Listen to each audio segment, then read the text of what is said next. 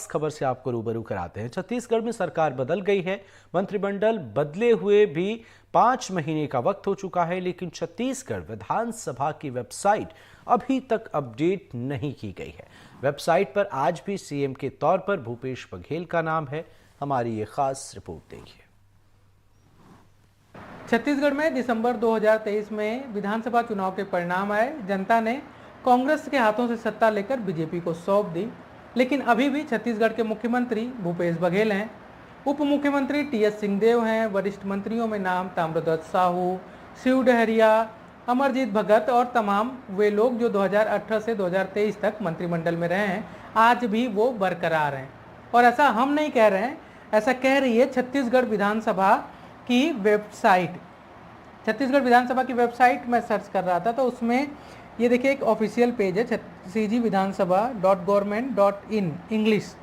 इस और एक इसमें कैबिनेट के जब नाम मैं सर्च कर रहा था कि क्या अपडेशन है, तो उसमें आज भी चीफ मिनिस्टर के तौर पर यानी मुख्यमंत्री भूपेश बघेल का नाम ही आ रहा है। Deputy chief minister TS Singh Deo, ministers में ताम्रध्वज साहू, रविंद्र चौबे, मोहम्मद अकबर, कवासी लखमा, शिव डहरिया, अनिला भेड़िया, जय सिंह अग्रवाल, गुरु रुद्र कुमार, उमेश पटेल, अमरजीत भगत, मोहन मरकाम, इनके नाम आज भी दिख रहे हैं। अब कई बार ये सवाल उठते हैं कि ये पुराना लिंक होगा जो उस समय रहा होगा और उसको ही हम आज दिखा दे रहे हैं। तो इसको मैं बताने के लिए आपको कहूँ कि देखिए ये डेट देखिए, ये अभी जब मैं ये वीडियो शूट कर रहा हूँ तो रात के 9:18 यानी 9:20 के आसपास मान सकते हैं। और डेट देखिए 20/5/2024, 20 मई की डेट है। और ये अगर इस वेबसाइट में कई बार होता है कि जब हम लिंक को, पुराना लिंक है उस पर खुल रहा है और उसको रिफ्रेश कर लें तो फिर जो नया अपडेशन होता है वो आ जाता है। टेक्निकली रूप से जो भी यूज़ करते हैं वो सब लोग ये चीज़ समझते हैं। तो मैं इसको दिखाने के लिए कि क्या ये कोई ऐसा तो नहीं है कि पुराना वीडियो या पुराना लिंक हम खोलकर आपको दिखा रहे हैं, क्योंकि एक समय में इन लोग पदों पर थे।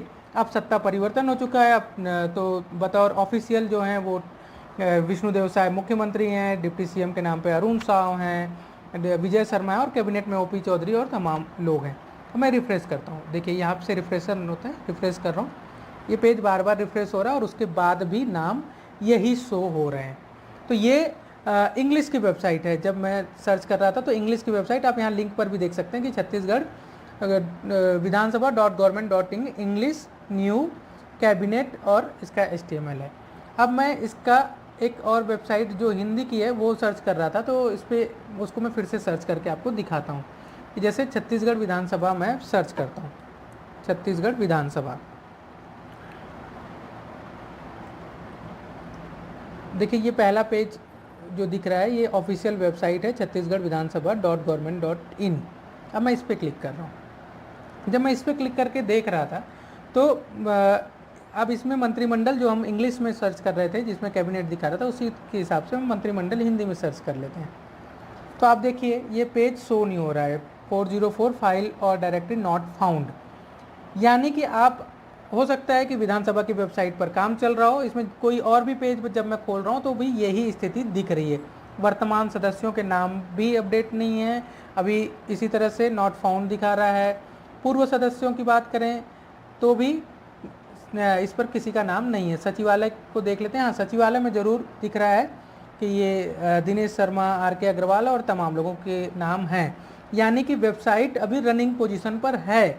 लेकिन जो ज़रूरी जानकारियाँ जिसको ढूंढने की कोशिश, कई बार दूसरे राज्यों में बैठे लोग भी अगर छत्तीसगढ़ को ढूंढना चाहें, छत्तीसगढ़ के बारे में जानना चाहें, विधानसभा में कैबिनेट में कौन है ये जानना चाहें, तो उनको इंग्लिश के आधार पर ये नाम ही नज़र आएंगे जो कि सत्ता बदलने के बाद बदल चुके हैं।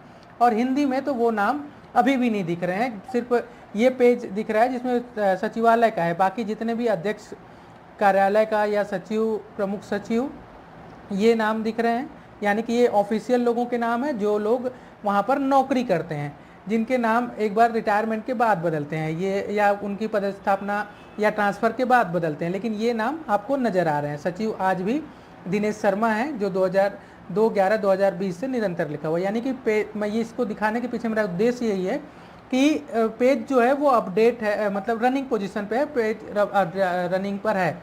राज्यपाल का भी नाम है, यानी कि ये भी सही है। अध्यक्ष का जहाँ पे अपडेट होना चाहिए भी वर्तमान में डॉक्टर रमन सिंह अध्यक्ष हैं, विधानसभा के, उनका नाम नहीं, ये पेज खुल नहीं रहा है। उपाध्यक्ष, नेता प्रतिपक्ष को भी चेक कर लेते हैं। नेता प्रतिपक्ष यानी कि जो अपडेशन होना चाहिए वो हिंदी की वेबसाइट में नहीं हो रहा है। अब आपको एक बात और बड़ी रोचक जानकारी दे दूं कि छत्तीसगढ़ विधानसभा 2024 के बजट सत्र में पहली बार छत्तीसगढ़ के इतिहास में जब बतौर वित्त मंत्री ओपी चौधरी ने बजट पेश किया तो उन्होंने डिजिटल बजट पेश किया, यानी कि पेपरलेस बजट पेश किया। और तकनीकी रूप से अपने सदस्यों को सक्षम करने के लिए इसी विधानसभा सत्र, जो बजट सत्र फरवरी 2024 में आयोजित किया गया, उसी बजट सत्र में सभी सदस्यों को हाई कॉन्फ़िगरेशन और टेक्निकली जितने भी अपडेशन हो सकते हैं उसका वैसे अपडेट वाले लैपटॉप बांटे गए। और ये कहा गया कि सदस्य अपडेट रहें, तकनीकी रूप से अपडेट रहें, इसलिए छत्तीसगढ़ विधानसभा द्वारा ये निर्णय लिया गया है कि लैपटॉप उनको दिया जाए। और वित्त मंत्री का जैसे मैंने जिक्र किया कि वो डिजिटल माध्यम से ही उन्होंने बजट पेश किया और एक इतिहास रचा। छत्तीसगढ़ में पहली बार ऐसा किया गया कि कोई बजट सत्र जो है, बजट उसमें जब पेश किया गया तो डिजिटल माध्यम से किया गया। अब यही विधानसभा जो अपने आप को डिजिटल माध्यम पे तकनीकी रूप से काफ़ी सक्षम बनाने और उसका दावा करती रहती है, उसी विधानसभा की आप वेबसाइट का हाल देख लीजिए। हो सकता है कि काम चल रहे हों, लेकिन ये स्थिति तब की है जब दिसंबर 2023 में नई सरकार बनी। उसमें पहला एक विधानसभा सत्र हुआ कुछ दिनों का, और उसके बाद बजट सत्र, जो सबसे बड़ा सत्र माना जाता है किसी भी विधानसभा में। जब अलग अलग सत्र होते हैं तो बजट सत्र को सबसे महत्वपूर्ण और बड़ा सत्र रहता है। उसके बाद की स्थिति ये है कि हिंदी वेबसाइट जो है वो अभी उसके जो नाम है मंत्रिमंडल के या जो भी जरूरी नाम जो अपडेट में कोई जानना चाहे वो उसको उपलब्ध नहीं है। इंग्लिश का हाल आप ये देख लीजिए कि इंग्लिश की वेबसाइट पे नाम अभी भी पूर्व जो लोग थे, भूपेश बघेल को मुख्यमंत्री बताया जा रहा है, टीएस सिंहदेव को डिप्टी सीएम बताया जा रहा है। अब मैं इसको बार बार बताने के पीछे का मेरा एक उद्देश्य ये भी है कि मान लीजिए मणिपुर में बैठा कोई व्यक्ति छत्तीसगढ़ के बारे में जानना चाहता है, बंगाल में कोई बैठा जानना चाहता है, या अमेरिका या लंदन या रसिया में कोई व्यक्ति जो है वो छत्तीसगढ़ के कैबिनेट को जानना चाहता है, यहाँ के सीएम को जानना चाहता है और वर्तमान में सीएम कौन है ये जानना चाहता है, तो उसका ज्ञान क्या होगा इस वेबसाइट के आधार पर, जो कि ऑफिशियल वेबसाइट है, क्या ज्ञान मिलेगा और कौन किसको वो मुख्यमंत्री मानेगा, वो वेबसाइट से देखा जा सकता है। हो सकता है कि काम चल रहा हो, हमारा आरोप लगाना कोई उद्देश्य नहीं है, अपडेशन का काम चल रहा हो, लेकिन जब तकनीकी रूप से इतनी सक्षमता और इतने काम होने के दावे होते हैं तो इस तरह की जो छोटी छोटी चीज़ें होती हैं वो कई बार एक बड़ा जो है वो गलत मैसेज या एक गलत जानकारी लोगों के बीच में पहुंचा देती हैं। रायपुर से नीलेश त्रिपाठी, एनडीटीवी। तो सहयोगी नीलेश त्रिपाठी की आपने रिपोर्ट देखी है, हमारे साथ जुड़े हुए हैं। नीलेश, आपकी रिपोर्ट हमने देखी है, बेहद खास ये रिपोर्ट है, लेकिन बड़ा सवाल ये है कि इस वेबसाइट का मेंटेनेंस किसके जिम्मे है? क्या कोई सरकारी कर्मचारी है या किसी प्राइवेट कंपनी को इसका टेंडर दिया गया है? देखिए, वेबसाइट जो कोई भी सरकारी वेबसाइट होती है तो इनका जो चिप्स जो है यहाँ का जो छत्तीसगढ़ सरकार के अधीन ही है, उसके द्वारा ही सभी वेबसाइट को, और उनके विधानसभा के मामले में तो और भी खास हो जाता है कि विधानसभा की सारी गतिविधियां खुद विधानसभा प्रशासन जो है वो मॉनिटर करता है। चाहे वो कोई भी गतिविधि हो तो वेबसाइट से लेकर जो फिजिकल करना है या डिजिटल करना है, सारे काम की मॉनिटरिंग खुद विधानसभा के द्वारा किया जाता है। और विधानसभा के जो अधिकारी हैं, जो जिम्मेवार हैं, वो कितना जिम्मेदारी निभा रहे हैं वो आप वेबसाइट के हालात देखकर देखे जा सकते हैं। और सबसे महत्वपूर्ण बात ये है कि जब भी कुछ डेटा हमको मान लीजिए सर्च करना होता है, कई बार कुछ डेटा जो विधानसभा में हुई है कार्रवाइयां उनके बारे में जानना होता है, या फिर सदस्यों की संख्या, सदस्यों के नाम, पद जो सरकार में है, ये सारी चीजें ऑफिशियल तौर पर जो सबसे ज्यादा पुख्ता मानी जा सकती हैं वो सर्च करने के लिए कोई भी वेबसाइट का उपयोग ही करता है डिजिटल माध्यम से। और उसमें भी ये स्थिति आज बनी हुई है कि पूर्व मुख्यमंत्री जो हैं रह चुके हैं भूपेश बघेल, उनको आज मुख्यमंत्री बताया जा रहा है और तमाम वो कैबिनेट के नाम भी वही हैं। और उसका मेंटेनेंस जब आज सुबह तक की स्थिति भी मैं सर्च कर रहा था, ये रिपोर्ट जब मैं किया था तो कल रात की बात थी, लगभग 9 बजे के आसपास, 9 से 9:20 के बीच में इसको मैंने शूट किया था, और उस दौरान भी ये स्थिति थी। और आज सुबह भी जब मैं सर्च कर रहा था कि क्या कोई काम चल रहा था, हो सकता है कि टेक्निकली अपडेट हो चुका हो, रात भर में वेबसाइट हो चुकी हो, तो आज सुबह की भी स्थिति लगभग यही थी। अब जिम्मेवारी किसकी बनती है, इस पर क्या कार्रवाई होगी या फिर कब तक ठीक कर लिया जाएगा, ये सारी चीजें तो देखने वाली बात होगी। लेकिन ये जरूर कहा जा सकता है कि जो दावा किया जा रहा था विधानसभा द्वारा, क्योंकि विधानसभा में जब अभी ये सत्र हुआ, नई सरकार बनी, तो एक और बाकायदा एक कार्यशाला आयोजित की गई थी और खासकर पेपरलेस करने का और जितना भी डिजिटलाइजेशन हो सके उसको करने का पूरा दावा किया गया। लेकिन उसके बाद आज स्थिति जो है वो वही दिख रही है कि वेबसाइट को अपडेट तक नहीं किया गया है और कई सारे पेज वेबसाइट पर जो जरूरी जानकारियां लोग ले सकते हैं वो अभी नहीं मिल रही है उनको।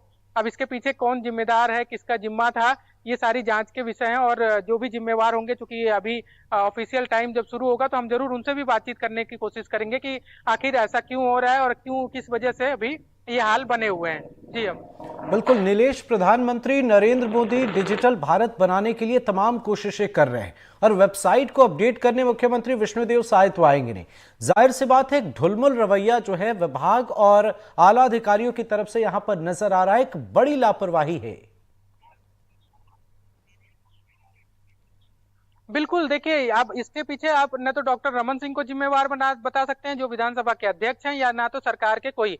ये काम जो है एक विभाग जो होता है वेबसाइट जिसको आईटी का एक विभाग जो होता है किसी भी डिपार्टमेंट, किसी भी बड़े विभागों में, या जैसे विधानसभा में भी एक जो इसके मॉनिटरिंग करता है, ये जिम्मेवारी उन लोगों की है। अब स्वाभाविक सी बात है कि अगर उन लोगों के और उनके बाद जो ऊपर के अधिकारी हैं उनकी जिम्मेवारी बनती है कि उनके नीचे के लोग काम कर रहे हैं कि नहीं कर रहे हैं।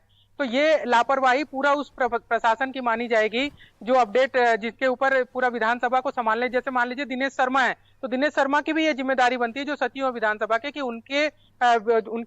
उनके नीचे सारे लोग आते हैं जो काम करते हैं, तो वो काम सही से कर रहे हैं कि नहीं कर रहे हैं। और अगर वेबसाइट जो सबसे प्रमुख जरिया है वहां की जानकारी लेने के लिए और पुख्ता जानकारी लेने के लिए, वो ही अगर अपडेट नहीं है तो इसमें जरूर सचिव स्तर पे भी ये बात जानी चाहिए।